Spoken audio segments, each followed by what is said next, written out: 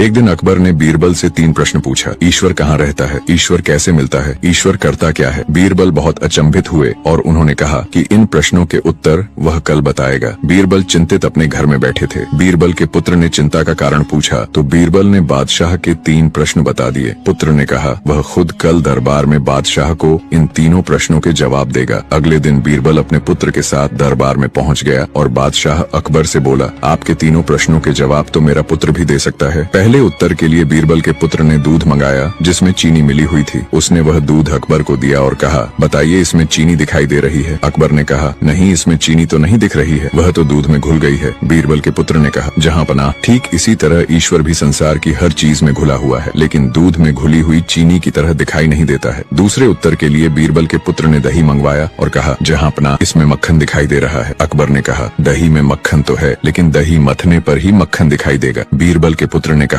जी जहाँ पनाह, ठीक इसी प्रकार ईश्वर भी मन का मंथन करने पर ही मिल सकते हैं। आखिरी उत्तर के लिए बीरबल के पुत्र ने कहा, जहाँ पनाह, इस प्रश्न के जवाब के लिए आपको मुझे अपना गुरु मानना होगा। अकबर ने कहा, ठीक है, अब से तुम मेरे गुरु और मैं तुम्हारा शिष्य। पुत्र ने कहा, गुरु हमेशा ऊंचे स्थान पर बैठता है और शिष्य हमेशा नीचे बैठता है। अकबर तुरंत ही अपने सिंहासन से उठ गया और बीरबल के पुत्र को सिंहासन पर बिठा दिया। पुत्र ने कहा, जहाँ पनाह, यही आपके तीसरे प्रश्न का जवाब है। ईश्वर राजा को निर्धन बनाता है और निर्धन को राजा बना देता है। बादशाह बहुत खुश हुआ और बीरबल के बेटे की शाबाशी